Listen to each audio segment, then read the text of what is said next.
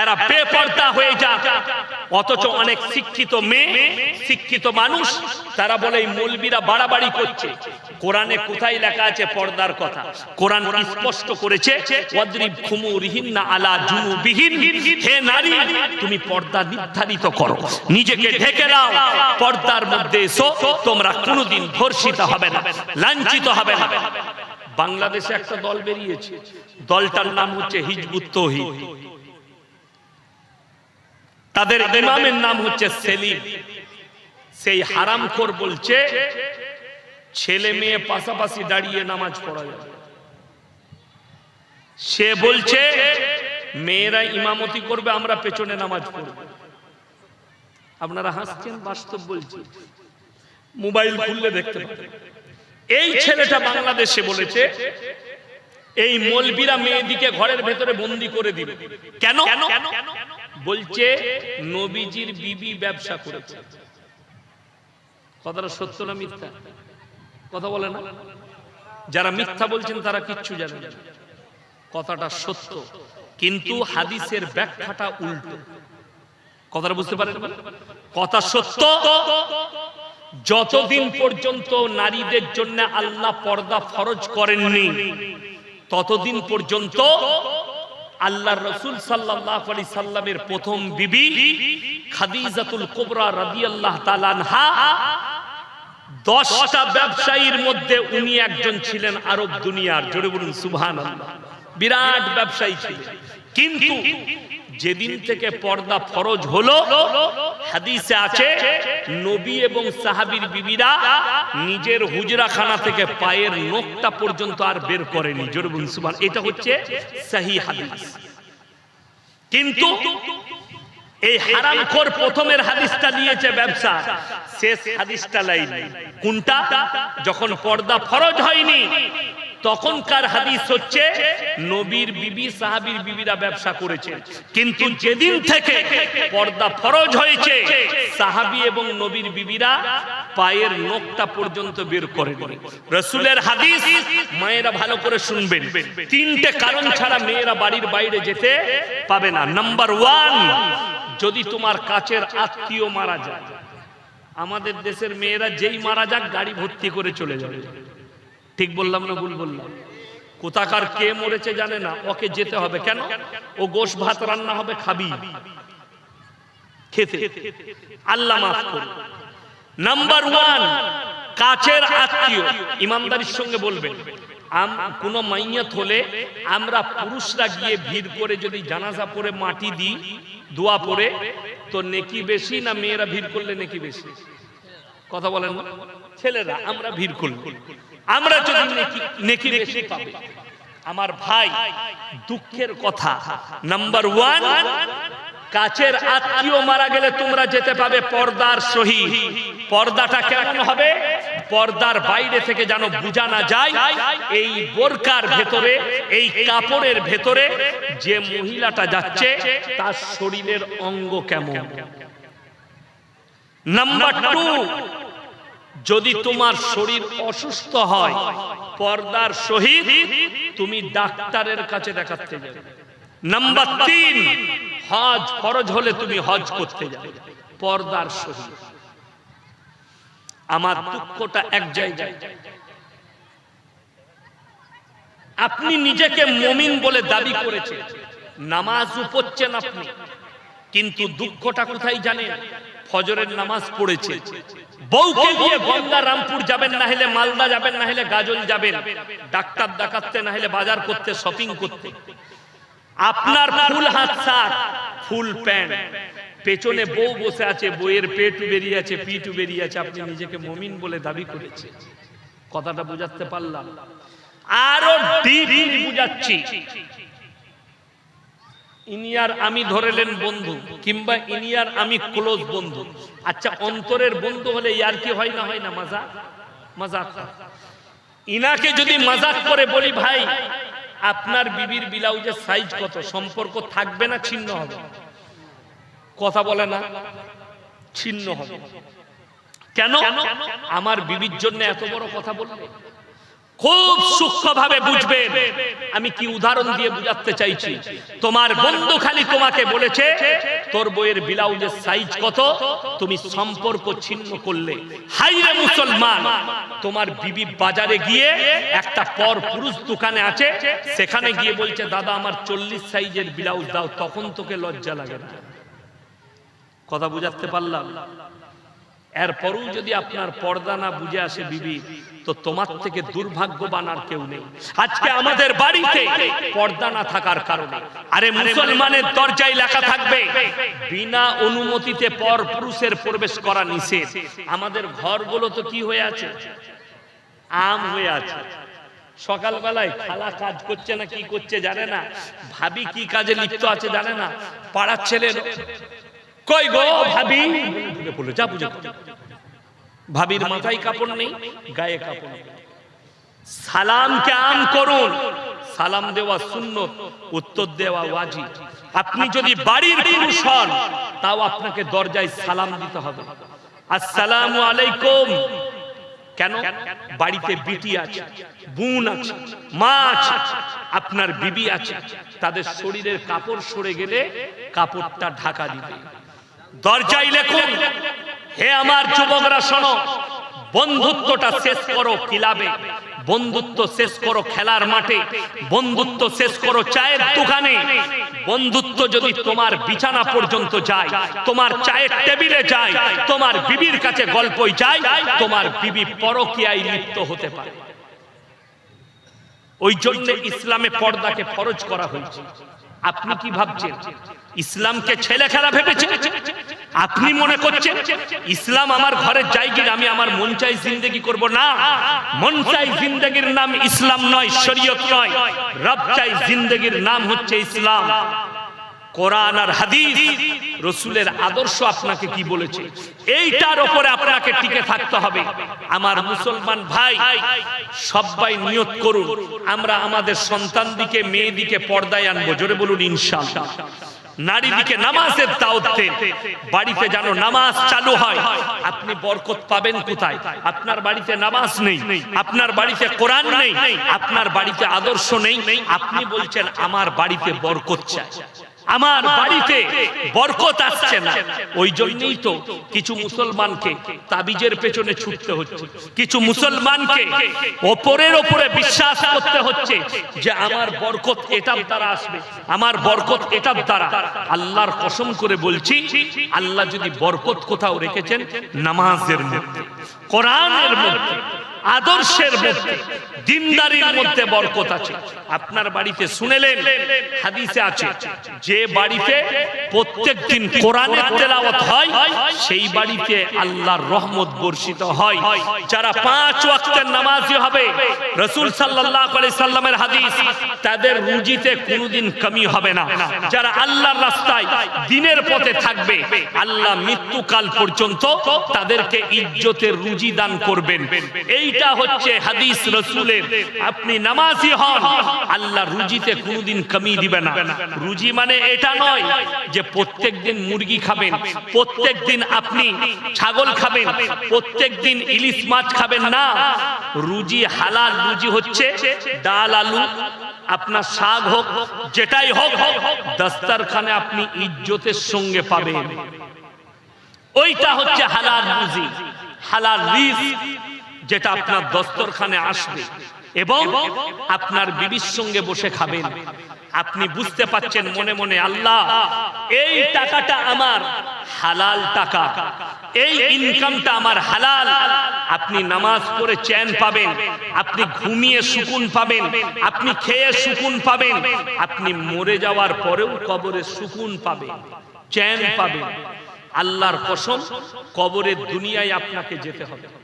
অনেকজন যারা অবিশ্বাসী, যারা ভাবছেন আরে কবরে সওয়াল জবাব মিথ্যা, মৃত্যু আবার কি, আল্লাহ কোরআনে কসম খেয়েছেন, ওয়ান্নাজিয়াতি গরকা।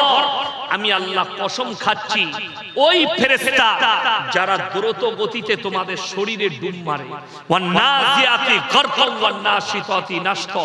আমি আল্লাহ আরো কসম খাচ্ছি, ওই ফেরেশতা যারা দ্রুত গতিতে তোমাদের কাছে পৌঁছায় কবরে, তোমাদের বাঁধনগুলো খুলে দেয় আর তোমাদেরকে সওয়াল আর জবাব করবে। আল্লাহ কসম খেলেন, যারা অবিশ্বাসী, যারা ভাবেন আমরা মাটির সাথে মিশে যাই, আমরা হাড়গোড় গুলো মিশে যাই, আল্লাহ কিভাবে পুনরায় জীবিত করবেন।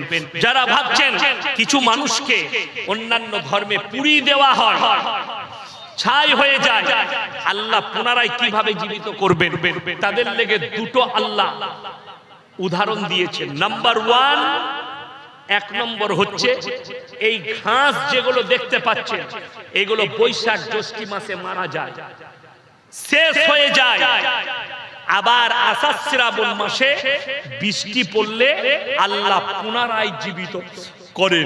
আমি যেভাবে আল্লাহ কোরআনে বললেন ঘাস মরে যাওয়ার পরে জীবিত করি, মানুষকে পুনরায় ওইভাবে আবার জীবিত করব। আমার ভাই, আল্লাহ কোরআনে অপর জায়গায় বললেন লা উকসিমু বিয়াউমিল কিয়ামা ওয়া লা উকসিমু বিন-নাফসিল লাওয়ামা আয়াহসাবুল ইনসানু আল্লান নাজমা ইদামা বালা কাদিরিনা আলা আন নুসাওয়িয়া বানানা বাল ইউরিদুল ইনসানু লিয়াবজুরা আমামা ইয়াসআলু আইয়ানা ইয়াউমুল কিয়ামা। লা উকসিমু বিয়াউমিল কিয়ামা, আমি কসম খাচ্ছি কিয়ামতের দিনে। আল্লাহ কসম খেলেন কিয়ামতের দিনে।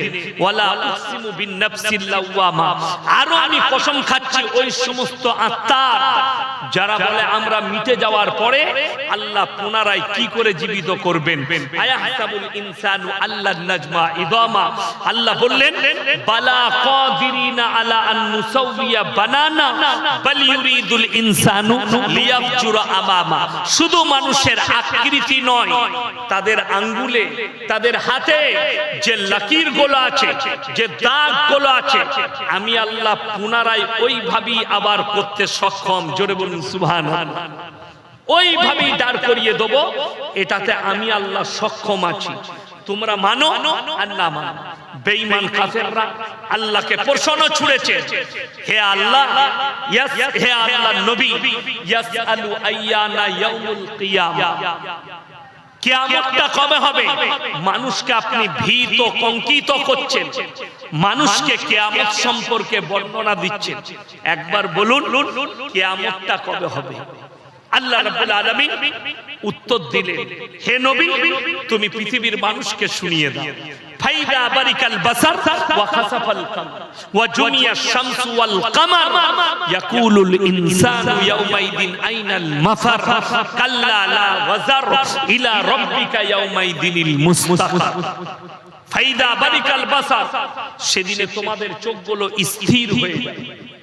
স্থির মানে চোখগুলো দাঁড়িয়ে যাবে। কিভাবে দাঁড়াবে? যেভাবে আশ্চর্য জিনিস দেখলে চোখ দাঁড়িয়ে যায়। ফাইদা বারিকাল বাসার ওয়া খাসাফাল কামার, চন্দ্র আলোহীন হয়ে যাবে। ওয়া জুমিয়াশ শামসু ওয়াল কামার, যেদিনে চন্দ্র এবং সূর্যকে একটা রাস্তায় টক্কর খাওয়ানো। ইয়াকুলুল ইনসানু ইয়াউমাইদিন আইনাল মাফার, মানুষ সেদিনে কাঁদবে, কোথায় পালালে বাঁচি। আল্লাহ কোরআনে বললেন কাল্লা লা ওয়াজার ইলা রাব্বিকা ইয়াউমাইদিনিল মুস্তাকার। সেদিনে মানুষকে আল্লাহর কাছে দণ্ডায়মন ছাড়া বিকল্প কোনো রাস্তাই থাকবে না। কোথায় হাজির হবে মানুষ? কিয়ামতের ময়দান হবে, ফিলিস্তিনের ময়দানটাই হবে কিয়ামতের ময়দান, আল আকসার ময়দানটাই হবে কিয়ামতের ময়দান। গোটা পৃথিবীর মানুষকে আল্লাহ ওই জায়গায় জড়ো করবে। যারা ভাবছেন যে গাজা আর ফিলিস্তিনে ইসরায়েলের সাথে যুদ্ধ চলছে, লেবানন জড়িয়েছে, ইরান জড়িয়েছে, এই চিঙ্গারিটা গোটা পৃথিবীতে ছড়াবে। গোটা পৃথিবীতে ইসরায়েলের গেট তৈরি হয়ে গেছে, দাজ্জালকে আমন্ত্রণ জানানোর জন্য গেট হয়ে গেছে। আমার ভাই, যে চিঙ্গারি জ্বলেছে মিডল ইস্টে, এটা গোটা পৃথিবীতে ছড়াবে চিঙ্গারিটা। এই যুদ্ধ গোটা পৃথিবী জড়াবে। আর আপনি জেনে রেখে দেন, কালমার উপরে টিকে আছে, ইমানের উপরে।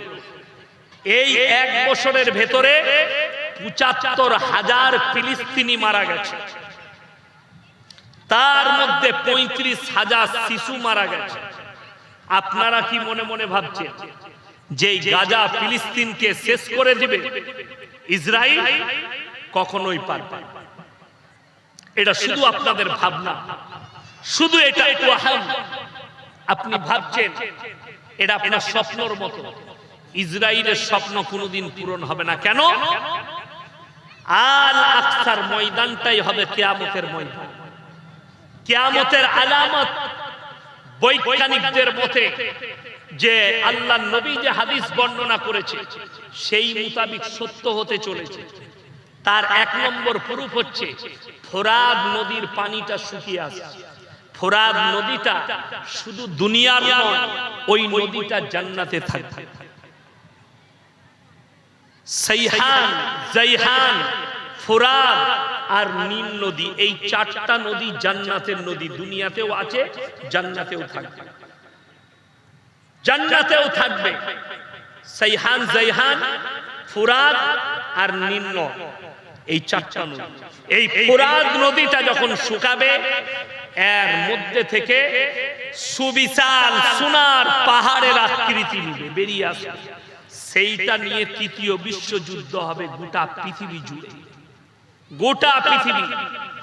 ওইটার কারণে এখন আমেরিকা, রাশিয়া, চায়না উঠে পড়ে লেগেছে পৃথিবীর শক্তিটাকে ধরা।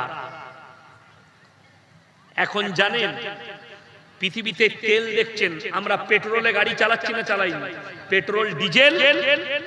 কিয়ামতের পূর্বে এই পেট্রোল ডিজেল বিলুপ্ত হয়ে যাবে। গাড়ি ঘোড়া চলবে কি করে? ক্যাথলিন বলে একটা ম্যাটেরিয়ালস আছে, জানেন? আল্লাহর রাসূলের হাদিস কত সত্য হবে শুনেলেন। খোরাসান থেকে একটা দল বের হবে, তাদের কাছে সব থেকে পৃথিবীর আধুনিক হাতিয়ার থাকবে। আধুনিক হাতিয়ার তার কাছেই হবে যার কাছে সম্পদ বেশি থাকবে।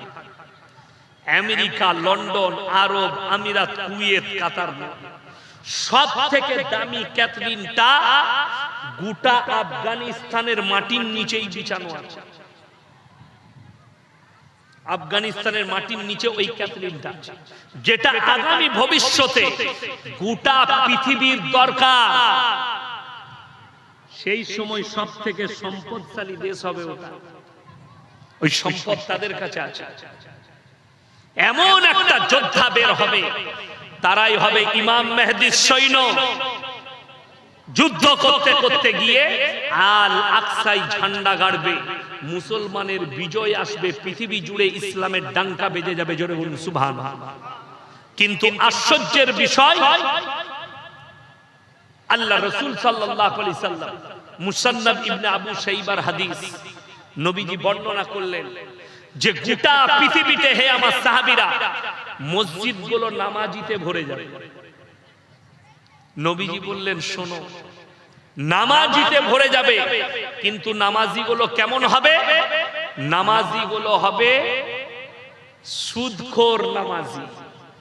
বড় বড় অট্টালিকা বাড়ি বানাবে, শপিং মল বানাবে, ইমানদার খুঁজে পাওয়া মুশকিল হবে। মুসান্নাদ ইবনে আবু শাইবার হাদিস। আপনার চোখ দিয়ে পানি আসা দরকার। আমরা কি সেই যুগে অতিক্রম করতে চলেছি? আমার বর্ধমানে কিছু গ্রামে ম্যাক্সিমাম সুদখোর হয়েছে। আজকে দেখলে একটা ইমানদার ব্যক্তি 1000 টাকা মসজিদে দান করলে তার সম্মান হয় না, কিন্তু একটা সুদখোর 1 লাখ টাকা দিলে তাকে গলার মালা পরায়। কিয়ামত কত কাছে বলে দিই, কিয়ামত কিভাবে কাছে আসছে। আপনার বাজারে যদি একটা ছেলে, গরিবের ছেলে, এতিমের ছেলে 10 টাকা চুরি করে কোনো দোকানে, একটা বিস্কুট চুরি করেছে, একটা চিপস চুরি করেছে, তাকে গাছে বেঁধে মারছে। ঠিক বললাম না ভুল বললাম? অথচ যে লোকটা কওমের কোটি কোটি টাকা চুরি করেছে, তাকে আমরা স্টেজে গলার মালা পরাচ্ছি, সম্মান জানাচ্ছি। কিয়ামতের আলামত। চোররা সম্মান পাবে, ইমানদারদের বেইজ্জতি করা হবে। এমন একটা যুগ এসছে, আমার যারা বাবাজি বাপের বয়সী বসে আছে জিজ্ঞেস করুন, এই যে দাড়ি পেকে গেছে ইনাদের বাপ-দাদর যুগটা ছিল এমন, মানুষ ভয়ে মিথ্যা কথা বলতো না, যে গুনাহ হবে পাপ হবে বলে। আজকে এমন একটা যুগ এসছে, মানুষ সত্য কথা বলতে ভয় খাচ্ছে, কেউ কলারটা টিপে ধরবে বলে। সত্য বিলুপ্ত, মিথ্যা প্রকাশ পেল। ওই জন্য কোরআন শুনিয়ে দিই, আখরি জামানার লোক জান্নাতে বেশি যাবে না তার আগের জামানার লোক বেশি জান্নাতে যাবে? কোরআন শুনেন, সাবিকুনা সাবিকুন উলাইকাল মুকাররাবুন ফি জান্নাতিন নাঈম সুল্লাতুম মিনাল আউয়ালিন ওয়া কালিলুম মিনাল আখিরিন। কোরআন, সাবিকুনা সাবিকুনা উলাইকাল মুকাররাবুন ফি জান্নাতিন নাঈম, তোমাদের পূর্ববর্তীদের মধ্যে থেকে বেশি সংখ্যক লোক জান্নাতে যাবে, আর তোমাদের মধ্যে থেকে অল্প সংখ্যক লোক জান্নাতে যাবে। এটা কোরআন। কেন? আগেকার মানুষ সৎ ছিল, এখনকার মানুষ নামাজও পড়ে পাপও করে, নামাজও পড়ে সুদও খায়, নামাজও পড়ে জিনাও করে, নামাজও পড়ে পাপেতেও লিপ্ত আছে, নামাজও পড়ে গুনাহ করে। আপনাকে দেখি তো কলকাতা টাউনে আর মালদা টাউনে মুসলিম বাস করছে, ফ্ল্যাটে থাকে, দামি দামি বাড়িতে থাকে, নামাজও পড়ে, ছেলের জন্মদিন পালন করছে কেক কেটে, বলছে মৌলবীরা কি জানে, নেকি মনে করে। আপনারা দেখাতে পারবেন কিয়ামতের আলামত বলে দিই। আল্লাহর কৃপায় এই যে মাদ্রাসা, বাগিচাপুর মাদ্রাসা যেখানে জলসা করছি, এই মাদ্রাসার বরকত জানেন, এই কোরআনের বরকত জানেন, দাড়ি টুপির বরকত আমি আপনাকে হিন্দুস্তানে দেখিয়ে দিচ্ছি। আপনি জিজ্ঞেস করুন, আপনার কোন অমুসলিম বন্ধু থাকলে, হিন্দুস্তানের মাটিতে মুসলমানদের একটাও বৃদ্ধ আশ্রম নেই। জোরে বলুন সুবহানাল্লাহ। যতগুলো আছে অমুসলিম ভাইদের আছে। তার কারণ কি? বরকত কি? কোরআন। কোরআনটা আছে এখানে, সূরা বনী ইসরাঈল। কোন সূরা বললাম? 15 পারা সূরা বনী ইসরাঈল। কোরআনে আছে, ইম্মা ইয়াবলুগান্না ইনদাকাল কিবার আহাদুহুমা আও কিলাহুমা ফালা তাকুল লাহুমা উফিন ওয়ালা তানহারহুমা ওয়া কুল লাহুমা কাওলান কারীমা। তোমাদের মা বাবা বৃদ্ধাক্যে যখন যাবে, বৃদ্ধকালে যাবে, তোমরা ওইভাবে খিদমত করো যেভাবে তোমাদের শিশুতে লালিত পালিত করেছে। এটা কোরআনের আদেশ। চলুন, কোরআন এত সুন্দর আদেশ দিয়েছে। আপনি যতগুলো টাউন আছে, মালদা টাউন, আপনার বর্ধমান টাউন, আসানসোল, কলকাতা, দুর্গাপুর, মুম্বাই, দিল্লি, আপনার যতগুলো আছে সব জায়গায় নিষিদ্ধ পল্লী আছে, দেহ ব্যবসার আড্ডাখানা আছে, আছে না? আল্লাহর কসম করে বলছি, কোরআন বলেছে ওয়ালা তাকরাবুজ জিনা ইন্নাহু কানা ফাহিশা ওয়া সাআ সাবিল। ব্যভিচার করা তো দূরের কথা, যে রাস্তায় ব্যভিচার হয় ওই রাস্তা দিয়ে তোমরা যাতায়াত করো। ইসলাম ইজ দা সেফটি। ইসলাম সেফটি করেছে আপনাকে। যদি আপনি এই কোরআনের আদর্শ মেনে চলতে পারেন, আপনার জীবনে কোনো রকমের কোনো বিপদ আসতে পারে না। এই কোরআন নিশাগ্রস্ত জিনিসকে হারাম করেছে, এই কোরআন জিনাকে হারাম করেছে, এই কোরআন বাম্মায়ের সেবার কথা বলেছে, এই কোরআন সমাজের সেবার কথা বলেছে। কোরআনে আছে, কোন মানুষ যদি কোন মানুষকে, সে যে ধর্মেরই হোক, অন্যায় ভাবে যদি কেউ কি হত্যা করে, সে গোটা মানব জাতিকে হত্যা করে। গোটা মানব জাতিকে। কেউ যদি কোন মানব জাতির উপকার করলো, মানুষের উপকার করলো, সে গোটা মানব জাতির উপকার করলো। ওই জন্য রাসূল সাল্লাল্লাহু আলাইহি সাল্লামের হাদিস আছে, তোমরা দেখো না তোমার বাড়ির পাশে কে বসবাস করছে, সে হিন্দু হোক, খ্রিস্টান হোক, দলিত হোক, আদিবাসী হোক, যে ধর্মেরই হোক, ক্ষুধার্ত হলে খাবার দাও, বস্ত্রহীন হলে বস্ত্র দাও, বিপদে পড়লে পাশে দাও। এটাই হচ্ছে ইসলাম। আমি একবার গুজরাট থেকে ফিরছিলাম মুম্বাই জলসা করে, শতাব্দী এক্সপ্রেসে। আমার টিকিট ছিল মুম্বাই থেকে, ফ্লাইটে টিকিট ছিল বিকেলের দিকে, আমি সকালে শতাব্দীতে ফিরছি। আমি বসে আছি ট্রেনে, নওসারি বলে একটা স্টেশন এলো গুজরাটে, একজন বছর 40 ভদ্র মহিলা চাপলেন, তার অনেকগুলো লাগেজ আছে, ব্যাগপত্র বাংকারে তুলতে হবে। 4-5টা যুবক বসে আছে, অমুসলিম যুবক। তাদেরকে মেয়েটা 3 থেকে 4 বার বললো, ভাইয়া মেরা লাগেজ কো উঠা দো। ওরা মজা করছে কিন্তু কথাকে কানাচ্ছেন, মানে তারা তুলবেন। তো আমি তাকে বললাম, বহন জি मैं उठा दूं? বলে উঠা দিজিয়ে। তো আমি তার মালগুলো বাংকারে তুলে দিলাম। মেয়েটা সিটে বসে কি বললো জানেন? ভাইয়া ভগবান আপকা মঙ্গল করে। সে নিজের ভগবানকে বলেছে আমার আল্লাহ এর বদলা আমাকে দিবে, আমি তার উপকার করেছি, আমি আমার আল্লাহর কাছে উপকার চাই। রাস্তায় বিপদে পড়লে তার উপকার করুন। যদি বলেন কেউ অমুসলিম ব্যক্তির আপনি উপকার করলেন, তার ইসলাম বুঝা হয়। রাসূল সাল্লাল্লাহু আলাইহি সাল্লামের হাদিস শুনে যান, নবীজি রাস্তা দিয়ে যাচ্ছেন, অবাক হবেন শুনলে হাদিসটা। সাহাবীরা সাথে আছেন, একজন মুশরিকের বিটি, বেঈমানের বিটি, হাতেম তায়ের বিটি। নবীজি দেখলেন সেই মহিলার মাথাটা খোলা, মাথায় কোনো কাপড় নেই, বেপরদা। নবীজি সাল্লাল্লাহু আলাইহি সাল্লাম মাথার পাগড়িটা খুললেন, তার মাথায় চাপিয়ে ঢাকা দিলেন। সাহাবীরা বললেন, ইয়া রাসূলুল্লাহ, এটা মুশরিকের বিটি। নবীজি ধমক দিলেন, আমি মেয়েদের মাথা ঢাকতে এসেছি, খুলতে আসিনি। জোরে বলুন সুবহানাল্লাহ। ওই জন্য রাস্তায় যে মহিলাটাকে দেখবেন, সে যদি হিন্দু মা হয়, আমার মায়ের যেমন ইজ্জত, একটা হিন্দু মায়ের ইজ্জত আমার কাছে ততটা। একটা দলিত মায়ের ইজ্জত যত, আমার মায়ের ইজ্জত যতটা, একটা দলিত মায়ের ইজ্জত ততটা। আমার মেয়েটা আমার কাছে যেরকম ইজ্জতদার, আমার অমুসলিম বোন হলেও তার ইজ্জত ততটা। এটার নাম ইসলাম। কেউ যদি কোন মানবকে হত্যা করলো বিনা কারণে, গোটা মানব জাতিকে হত্যা করার সমান পাপ। কোন মানবের যদি আপনি উপকার করেন, গোটা মানব জাতির উপকার করা হবে। হিন্দুস্তানের সংস্কৃতি শুধু নয়, অনেকজন জানে না, নবীজি সাল্লাল্লাহু আলাইহি সাল্লাম যুদ্ধ করে মক্কা বিজয় করেছিলেন। কথাটা জানেন না? জানেন না? হাদিসে আছে কি করেছিলেন? যুদ্ধ করতে হয়েছিল। কাদের সঙ্গে? বেঈমান কাফেরদের সঙ্গে। যেদিনে মক্কা বিজয় করেছে, নবীজি সাহাবীরা সব তলোয়ার নিয়ে দাঁড়িয়ে গেছে। কেন? আল ইয়াউমু ইয়াউমুল মারহামা, আজকে আমরা বদলা নেব। আম্মার ইবনে ইয়াসিনের মায়ের 2 পায়ে উট বেঁধে দুদিকে তাড়িয়ে দিয়েছে, তিনি আঁখ ফাড়ার মতো ফাড়া গেছে।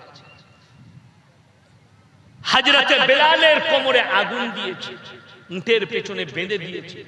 আজকে আমরা বদলা নেব। জানেন নবীজি কি বলেছে? আপনি অবাক হয়ে যাবেন। হে আমার সাহাবীরা, তোমরা আমার 5টা কথার উপরে আমল করবে। জোরে বলুন সুবহানাল্লাহ। নাম্বার 1, বৃদ্ধকে মারতে পাবে না। নাম্বার 2, বৃদ্ধাকে মারতে পাবে না। নাম্বার 3, শিশুকে মারতে পাবে না। নম্বর 4, আত্মসমর্পণ করলে মারতে পাবে না। নম্বর 5, কাবা ঘরে প্রবেশ করলে মারতে পাবে না। জোরে বলুন না সুবহানাল্লাহ। এটা ছিল নবীজির মক্কা বিজয়। আজকে অবস্থা দেখুন, মুসলমানের বাড়িতে রাজনৈতিক হিংসায় আগুন ধরাচ্ছে, অথচ হাদিসে আছে এক মুমিন আর এক মুমিনের ভাই ভাই। আপনাদেরকে উদাহরণ দিই, রামপুরহাট, বীরভূম ডিস্ট্রিক্ট। আমি এখন বাড়ি যাব, রামপুরহাটের ওপর দিয়ে যাব বাড়ি। রামপুরহাট, বীরভূম ডিস্ট্রিক্ট। ওই পাশেই একটা গ্রাম আছে বাগদুই কাণ্ড, আপনারা টিভিতে দেখেছেন, মোবাইলে, পেপারে। একটা মানুষকে গুলি করে মার্ডার করা হলো, ছেলেটা মুসলিম। সন্ধ্যাবেলা তার জানাজা উঠার আগে 12টা-11টা বাড়িতে আগুন ধরিয়ে দেওয়া হলো, বাইরে থেকে তালা মেরে পেট্রোল ঢেলে। বাচ্চা বাচ্চা ছেলে পর্যন্ত মারা গেছে। প্রথমেই একটা মুসলিম পরিবার শেষ, মার্ডার হলো। আবার এই 11 আর একে কটা? কথা বলে 12টা পরিবার শেষ, 12 জনই মুসলিম। সিবিআই চার্জ হাতে নিয়েছে, 40 জনকে অ্যারেস্ট করেছে। 40টাই মুসলিম যুবক, 12 আর 40-এ কত? 52টা মুসলিম পরিবার শেষ, মেরেছে মুসলমান, মরেছে মুসলমান, জেলেতে মুসলমান। কষ্টটা এই জায়গায়। যদি একবার রাসূল সাল্লাল্লাহু আলাইহি সাল্লামের হাদিসটা স্মরণ করত যে এক মুমিন আর এক মুমিনের ভাই ভাই, জীবনে আপনার দ্বারা একজন মুসলিম ভাই আক্রান্ত হবে। জীবনে যদি আপনি কোরআনের এই কথাটার উপরে আমল করেন যে একটা মানুষকে কষ্ট দিলে গোটা মানব জাতিকে কষ্ট দেওয়া হবে, তাহলে আপনার কাছ থেকে কোন ধর্মের মানুষ কষ্ট পাবে না। আজকে যে ব্যক্তিরা শ্রীরামজির নাম নিয়ে, জয় শ্রীরামের নাম নিয়ে মুসলমানকে হত্যা করছে, আপনি কি বলছেন শ্রীরামজি এটাই শিক্ষা দিয়েছেন? আরে শ্রীরামজি লজ্জা পাচ্ছেন যে আমার ভক্তরা এত খারাপ, যে আমার নাম দিয়ে মানুষকে মার্ডার করছে, মানুষকে পিটিয়ে মারছে, মানুষের দাড়ি ধরে বলছে জয় শ্রীরাম বল। এটা লজ্জাজনক ব্যাপার, দুঃখের ব্যাপার। আজকে যদি শ্রীরামজি থাকতেন, এদের জন্য বলতেন এটা আমার ধর্মের মানুষ নয়। কষ্টের বিষয় এগুলো। ওই জন্য ইসলাম আপনার বুঝে আসেনি। ইসলাম মানে শুধু এটা নয়, নামাজ, রোজা, কলমা, হজ, যাকাত, তাসবিহ, তিলাওয়াত, পরিপূর্ণ একটা জীবন ব্যবস্থার নাম হচ্ছে ইসলাম, যেটা মাথা থেকে পা পর্যন্ত রাসূল আকরাম সাল্লাল্লাহু আলাইহি সাল্লাম এবং কোরআন হাদিস মোতাবেক আপনার আদর্শ হবে। আপনি অবাক হবেন। আল্লাহ নবী সাল্লাল্লাহু আলাইহি সাল্লাম হাদিস বর্ণনা করলেন, হে আমার সাহাবীরা শোনো, তোমরা বাড়ির দেওয়ালটা এতটা উঁচু করো না যে পাশের বাড়ির গরিবের গরিবিটা না দেখতে, তার খোঁজটাও রাখতে হবে। হ্যাঁ রে আব্দুর রহমান, তোর বাড়িতে আজকে রান্না হয়নি, এলে আমার বাড়ি থেকে চাল নিয়ে যা। এটা হচ্ছে ইসলাম। সবাই হাত তুলে বলুন, কোরআনের সাথে সবাই মহব্বত করব। জোরে বলুন ইনশাআল্লাহ।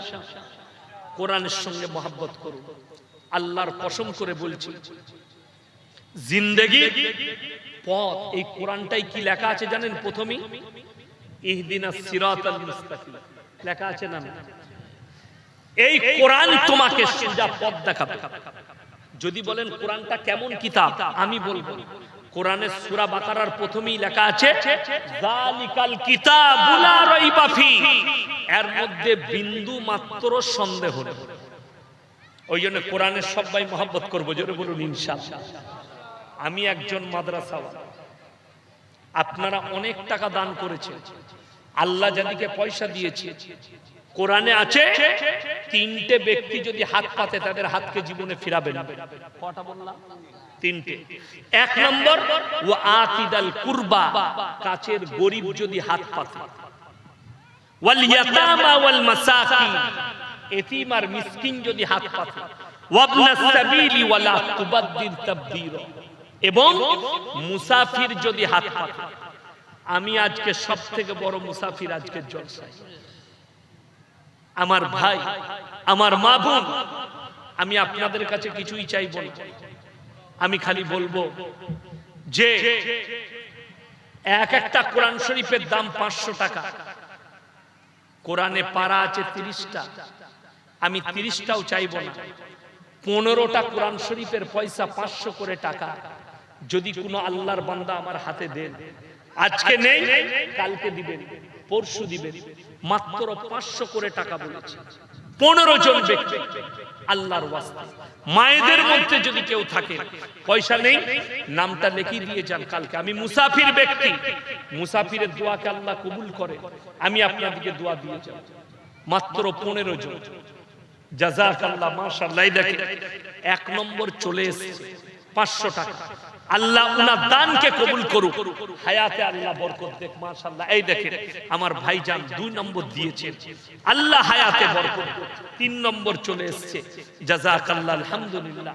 4 নম্বর চলে এসেছে। আমি মাত্র 15টা চেয়েছি, মাশাআল্লাহ, জাযাকাল্লাহ। এই দেখেন 5 নম্বর চলে এসেছে, 6 নম্বরও এসেছে। আল্লাহ দানকে কবুল করুক, জাযাকাল্লাহ, মাশাআল্লাহ। 100 টাকা একজন দিয়েছে। 7 নম্বর চলে এসেছে। আমার ভাই 15টা চেয়েছে। আমার মায়েদের মধ্যে যদি কেউ থাকে, কোন মা, কোন বোন সন্তানের নামে। আপনারা এতক্ষণ দান করলেন, হাদিসটা শুনে যান। জাকিরা হাদিসে আছে গচ্ছিত সম্পদ। নবীজি বললেন কিয়ামতের দিনে এর এক একটা বদলা ফেরত দেওয়া হবে। মক্কা নগরীতে আল্লাহর নবী এলান করলেন ওয়ামা ইউকরিদুল্লাহ কারদান হাসান, আল্লাহর রাস্তায় কে কি করবে হাসানা দিব। জাযাকাল্লাহ, আলহামদুলিল্লাহ। আরো একজন ভাই 100 টাকা দিয়েছে, মাশাআল্লাহ।